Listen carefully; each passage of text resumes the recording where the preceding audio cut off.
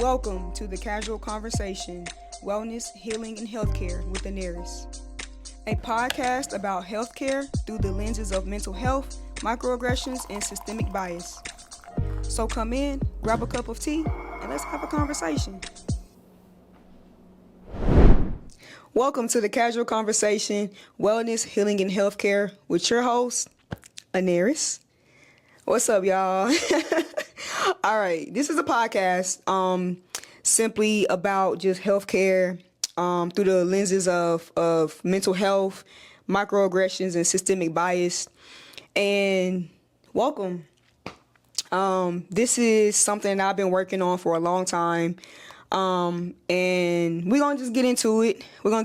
This first episode is going to be simply an introduction to the podcast and what helped me to build the podcast, what inspired me to, make the podcast and things like that. So let's go ahead and get started. I want to just let y'all know right now, I have ADHD. So I got my phone, I got my notes, and for the optimal viewing experience, I would prefer that I, have my notes here so that way I'm not going off on tangents and just going way off topic, because I can definitely get off topic, because when it comes to this and this healthcare thing and what I really want to bring awareness to, I'm really passionate about. So my passion can drive me to just talk about things and stay on certain topics for a long time or get off topic. So you'll see me looking down at my notes if you are viewing this podcast on video via YouTube. You'll see me looking down at my phone a lot just because, again, I want to stay on topic. But yeah. So with that being said, this podcast is everything healthcare. Like, we're going to talk about nursing school, capitalism, mental health, racial bias, social bias. We're going to talk about different things within the healthcare system that you may not know of, like when to go to the ER versus when to go to the urgent care. I mean, we're going to talk about everything healthcare. We're going to have special guests on this podcast eventually, which I'll get to that later. No worries. But I do want to preference before I even start getting into this episode is that my mission here is to not tear down the healthcare system at all. I simply just want to bring awareness to my community and to my audience in order for you guys to make a more informed decision on your healthcare, like doing what's best for you and yours. Because what you don't know, you can't change. And that's another intention of this podcast as well. So yeah, in this space right here, if you are viewing on YouTube, you're able to see the space around me. It's very zen, it's very calming, and this is a safe space. I have curated and intentionally made this space to be a safe space for myself, for my guests, for you guys as the audience, and we're going to get real raw, real vulnerable, and real truthful in this podcast, okay? So as the viewer, please keep a safe space in the comments for one another. And even in here, we're going to get real raw and real vulnerable. So that's the whole purpose of this, is to just have a casual conversation. It's not for y'all to go out and, do some crazy things that's going to get you locked up. No, but it is to simply take what you learn and create dialogue within your own communities, within your own people, within your own audience, right? Because although I can't change the world by myself single-handedly, I know that if I can just reach one person, two people, and they go tell 2 or 3 people, and they go tell 4 and 5 people, then eventually, the word is spread, and then now we have a worldwide conversation.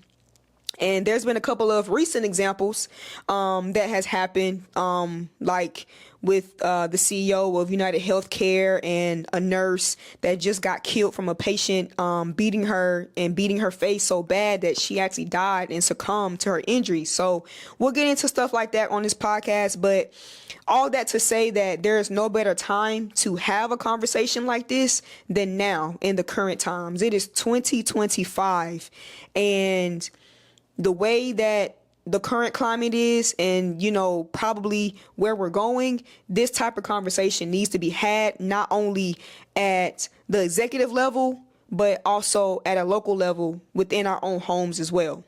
Okay?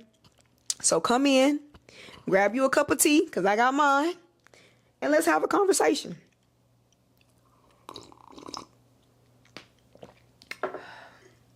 That's good. I'm drinking peppermint tea tonight. Peppermint tea is really good for your stomach and it's good for digestion. And I will be drinking tea on every episode, so you guys can look forward to that. I'm hoping that some tea brands sponsor me eventually, because I do love tea. Tea is very, very good for the body. And it can be for a number of things that's going on with you. Sorry, excuse me. That's good. But yeah, let's go ahead and get into it. So once again, my name is Anaris. And I am a registered nurse. I've been a nurse for 7 years. And that's wild for me to say, like, right now. Like, 7 years. Seven whole years. About me, a little bit about me is I love to travel. I love wellness, anything yoga, physical health. I'm very athletic. I used to play ball. And every time I say that, people be like, oh man, you can't ball. Yes, I can. Yes, I can. Okay. So love physical health. I actually box. I've been training, for about 4 years. At first it was to do amateur boxing, but now, man, I just do it for the love of it and for the mental clarity that I get from boxing. Boxing is really good for your mental health. It helps you to become focused, and it's really good for your physical health. I walk out dripping in sweat, okay? So yeah, anything in physical health. I also do adult sports. I play kickball. I want to get into like intramural. Oh, excuse me. I'm so sorry. I really want to get into intramurals, like flag football and stuff like that. But me playing adult kickball this past year was very, very fun. I'm also into self-care. Oh my gosh. If y'all know me personally, I dub myself as the self-care queen. I love self-care. And I always tell people that self-care should not be a reward. Self-care is self-love. Like, self-care allows you to be balanced within your life, whether it's, your work-life balance, your home life balance. Like, you deserve self-care regularly, not just when you feel like you've done something, so I need to reward myself with work. No, self-care should be intentionally implemented. If not every week, definitely every month. And last thing about me is I love music. Music is energy. Music is healing. Music is just life. There are so many stories that have been told through music. Your mood can be boosted with music, and your mood can go down with music too. But music definitely is an energy exchange, and I just love music because it's a special type of art that I feel like cannot be duplicated. The same thing with like art, like drawing art. I don't know. It's just something about music that just speaks to me. And if you're watching the YouTube video version of this podcast, you can definitely see the vinyls. And I have a vinyl player over here, so I definitely double use this space as a chill space, as a zen space. I come in here and I think, I meditate, I pray. I do work if I need to do work. And sometimes I come in here and I take naps. I mean, it's really, this space was intentionally made for me to relax and just escape from the outside world, you know? So yeah. But so why did I choose nursing as a career? So nursing chose me. I did not choose nursing. But I knew as a young child that I would be in the healthcare field. I just didn't know if I was going to be a doctor or a nurse, because when I went to school way back in the day, before we had social media and before we had all these tools at our hands to be able to explore different career fields, the only thing that I knew in the nursing field was doctor or nurse. So I knew I was going to be in the healthcare field. I can't really tell you what inspired me. It was always just a gut feeling. When I went to high school, my high school had a medical academy, and through there we were able to explore different professions within the healthcare industry, and we also were able to shadow at the hospitals and get that real hands-on experience. And so from then on, that solidified my decision into going into nursing. Like I just knew I was going to be a nurse. There was a small stint though within that I was like, yeah, doctor. But then as I really got into my senior year and really was looking at schools and where I wanted to go, I said, which career would be best suited for me in the long run? And so I chose nursing just simply because nursing is a degree that is very horizontal or very vertical. So what I mean by that is nursing allows you to go up. So you can get your associate's degree in nursing, your bachelor's degree in nursing, which are both RNs. Then you can go get your master's and you can become a nurse practitioner, or you can be in informatics, or you can even teach, I want to say, with the master's now, or maybe a doctorate, or let's go to doctorate. You can you can get your DNP, which is your doctorate in nursing. And with that, you can become a CRNA, which for those who don't know, a CRNA is a certified registered nurse anesthetist. I almost forgot what it meant. And that's simply somebody who administers your anesthesia during surgery procedures or just procedures that require you to be put down under anesthesia. And they work under an anesthesiologist. So you can even do that. And they are one of the highest paid nurses. Like I said, you can teach, and you can have like your own med spa. Like you can do IV hydration. You can work in a private doctor's office. I mean, you can do a lot with your degree in nursing. And that's what I mean by the vertical portion of it. The horizontal part of it is you're able to switch specialties however you want. So if you want to start out being a pediatric nurse, you can do that. And if you're like, oh, peds don't really suit me anymore after 2 years, okay, now I think I'm interested in labor and delivery. And you can go to labor and delivery. And then if you're like, yo, I don't really like this anymore, I want to try ER and get some excitement, you can do the ER. And all those things do not allow or do not require you, I would say, to go back to school. You can just switch specialties as you like, and you go through a period of training with your job, and that's just it, and you're able to, again, move back and forth. If you want to, if you're tired of the ED, of the ER, and you want to go do something else for a couple of years, you can do that, and then come back to the ED. So it's definitely room to pivot as you like. You're just not stuck in one place at being a nurse, as you are being a physician, which was one of the biggest deciding factors for me when I went to school for nursing. So yeah. So next we're going to talk about my 7th year in nursing and what that looks like for me. 1 second.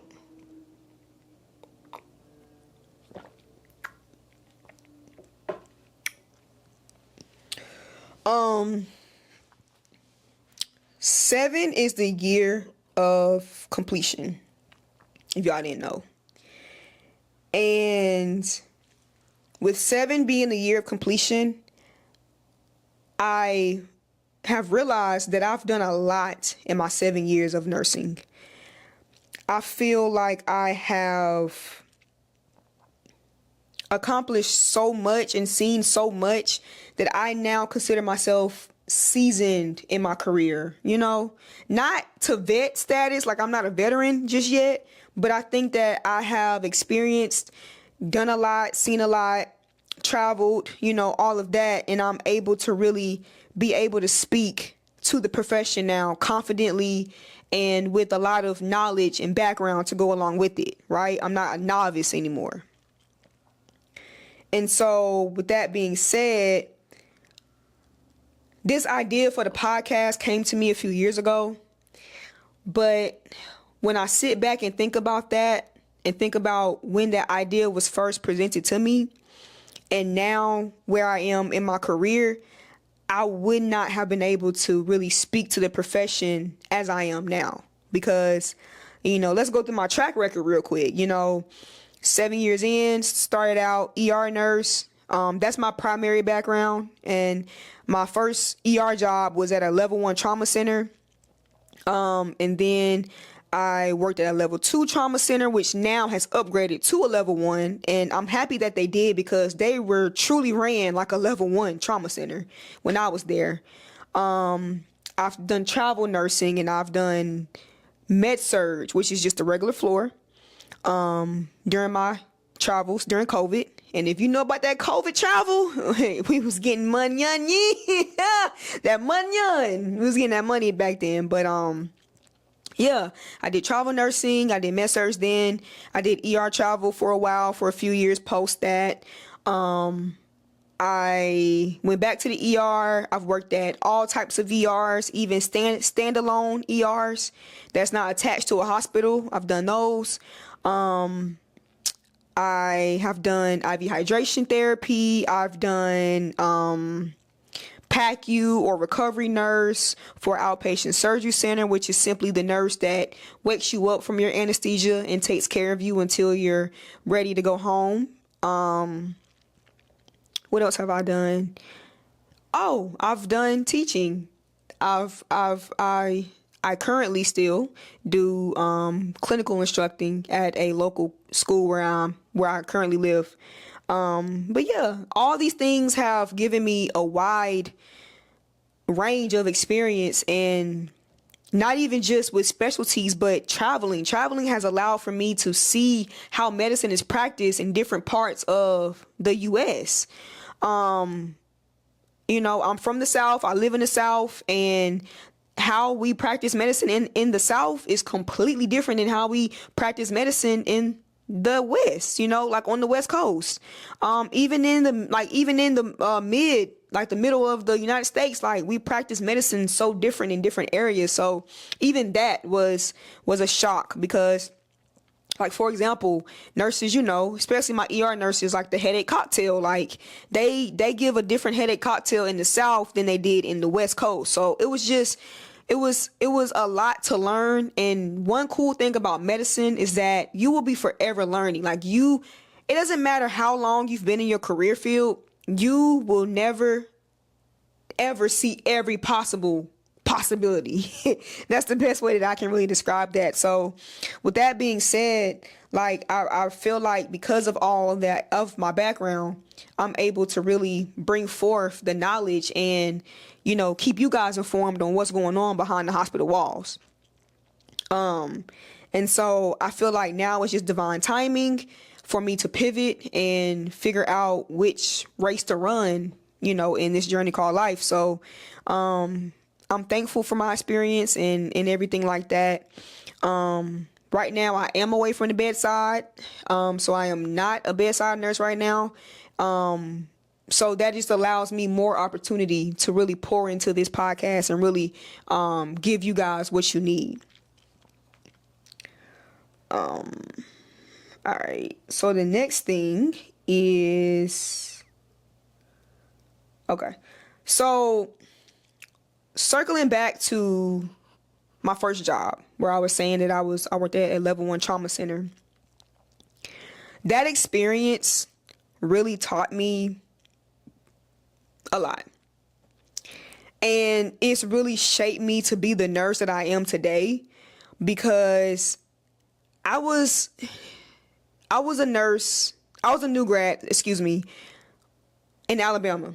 Okay, in this facility, without giving too many details, I was one of the only black nurses on night shift for a while, for a while, until we did get some other representation in there. But during that time that I was the only one, I felt every bit of it. Being a new grad, and not only being a nurse and having to navigate that space, but also being in my first professional career or professional job, trying to navigate life. I went straight from high school to college to, into the real world. I didn't get a chance to experience the real world until I graduated college. So having to navigate the real world and nursing world was a big adjustment for me. And that job did not make it any easier. I was bullied. I was abused, verbally and physically from the patients. I was bullied from my coworkers.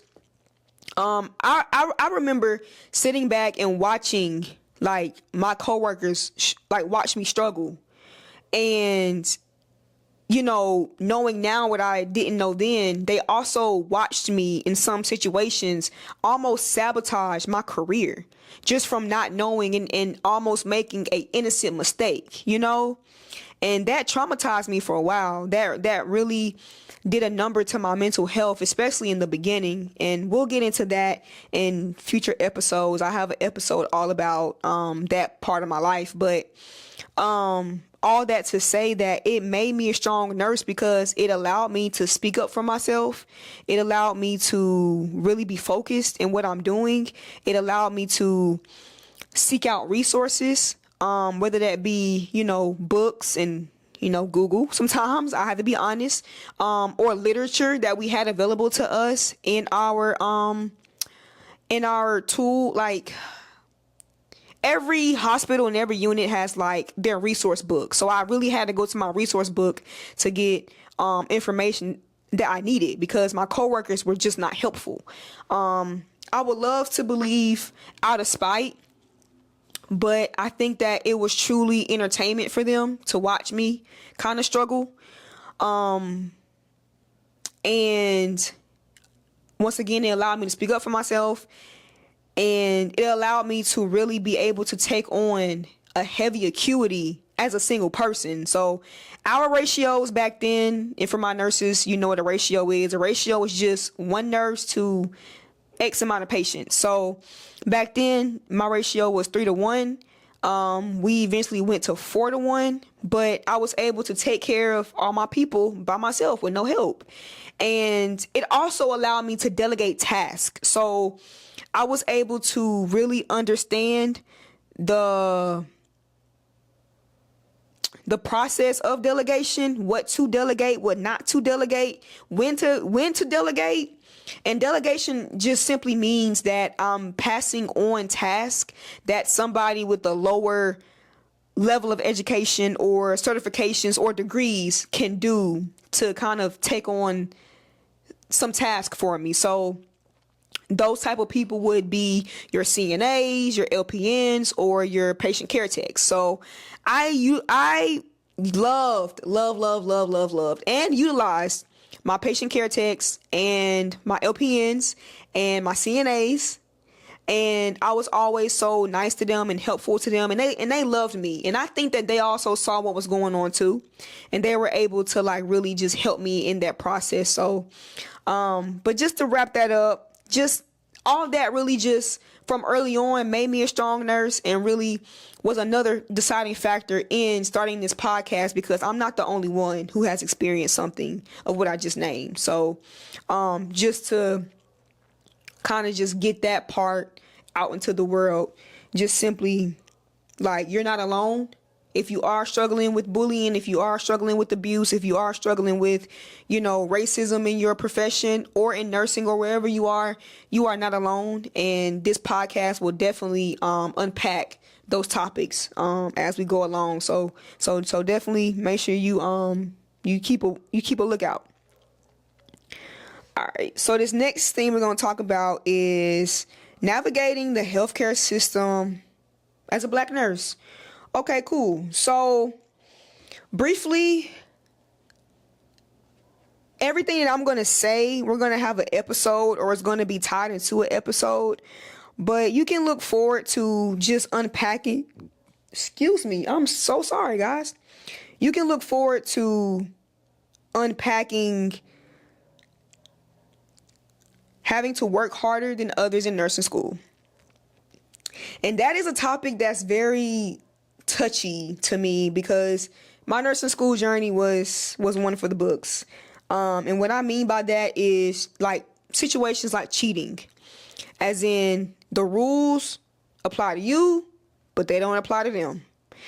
And all my Black nurses, I'm pretty sure that a good amount of y'all can really sympathize with what I'm talking about here as far as nursing school is concerned. And with that, having to fight for specialty positions, and microaggressions with your coworkers at work. So they always say for Black nurses to start out in med surg, and you know, if you do get a job in those ERs, those ICUs, the OR, labor and delivery, you'll see a lot less of us and a lot more of them. That's all I'm going to say.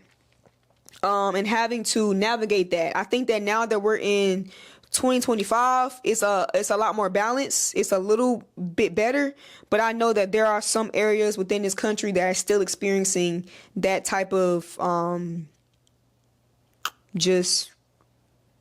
discrimination, I would say. You're dealing with some of that discrimination. Being a Black nurse, you know, having to advocate for Black people to providers.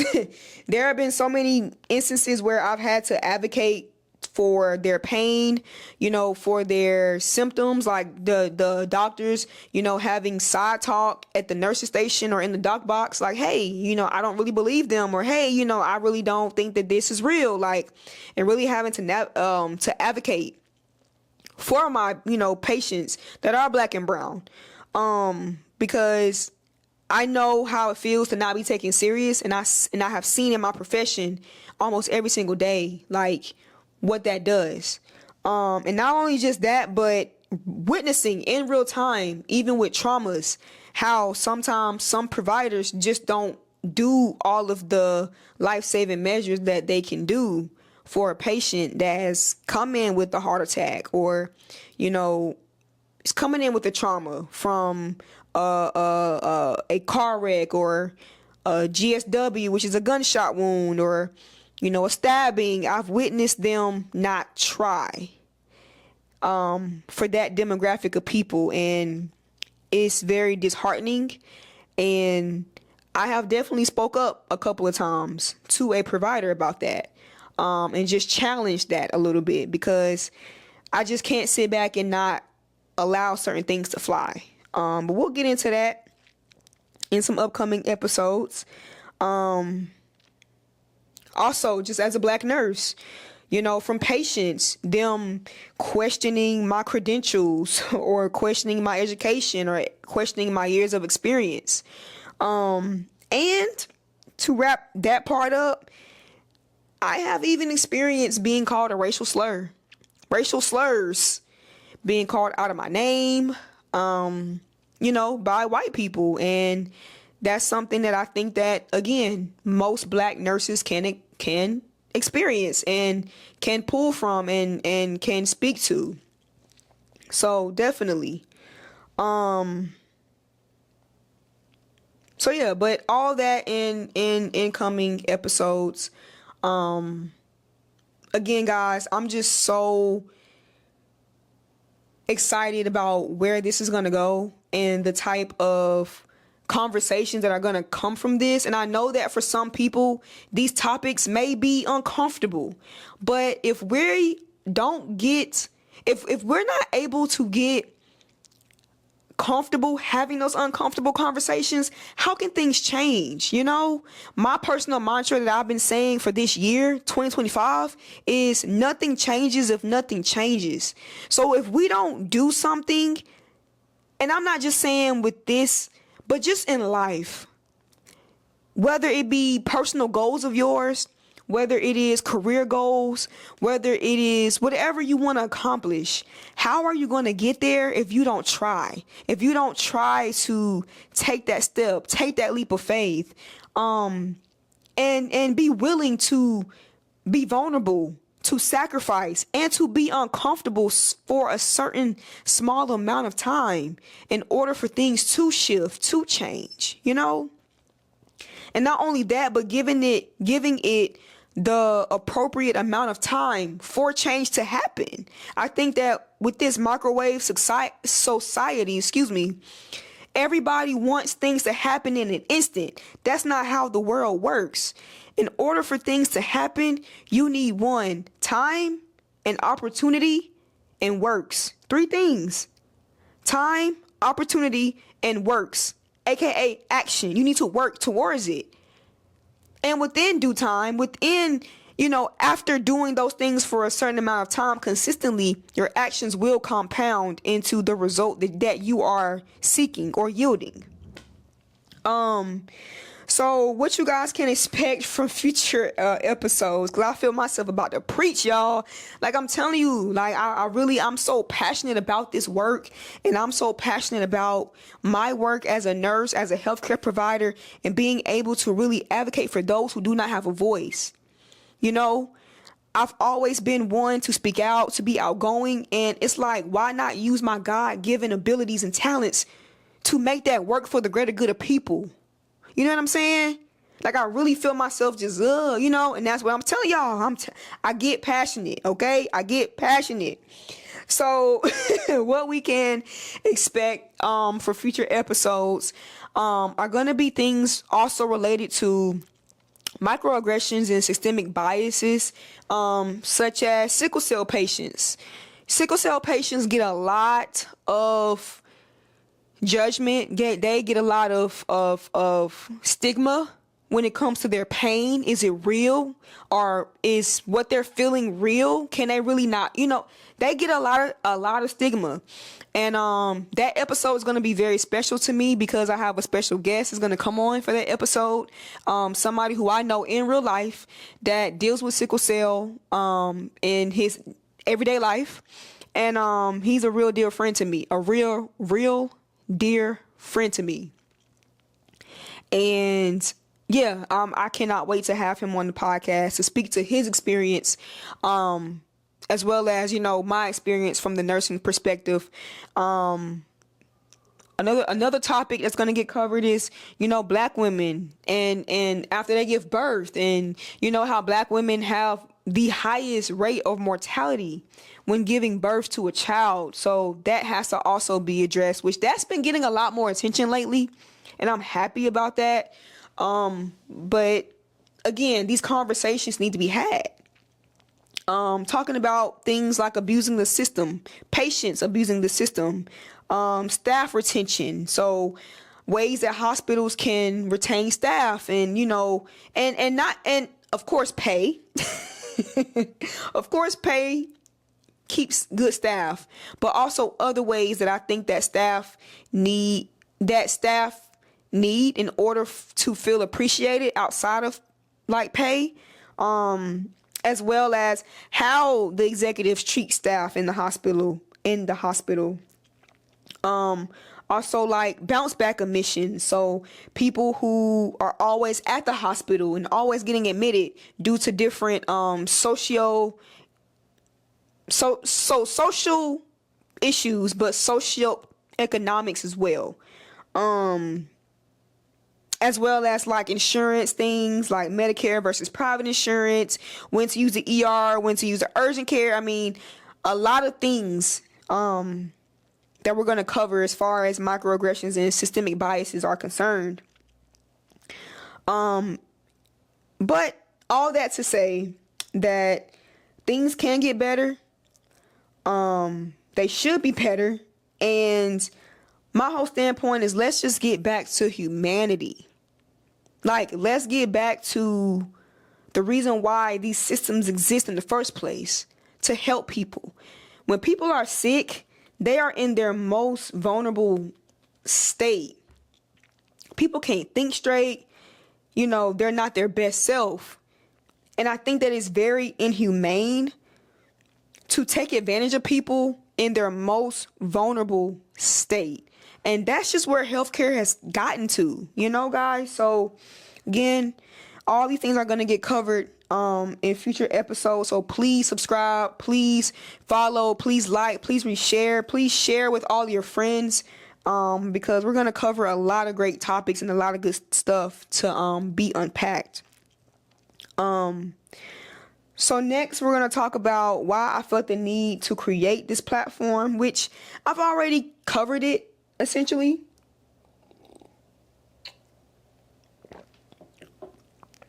But all of that is the reason.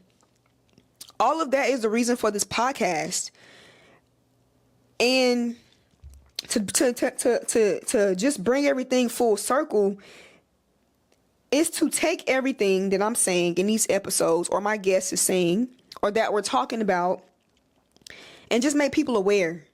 And for them to go and come together in their community, in their ecosystem, in their homes, and have these conversations to hopefully promote change within the healthcare sector, you know, because again, nothing changes if nothing changes. And even if you take this and don't do nothing with it, that's okay too.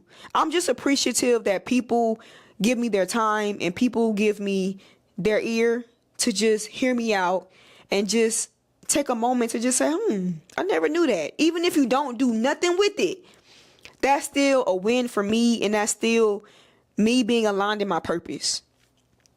And so with all that being said, I just hope that what you take away from this is from the podcast is to just be educated, to be aware, and again, just have that open dialogue with your people, with your family, with your loved ones, with your friends, with your partner, with anybody who, you know, you deem close to you. Because yeah, we're going to get into a lot of good stuff, I'm going to share my personal experiences, because I guarantee y'all, any topic that we're going to be talking about, I have a personal story to go along with it, or I know somebody who went through or went through it. So yeah, it's really going to be a good time.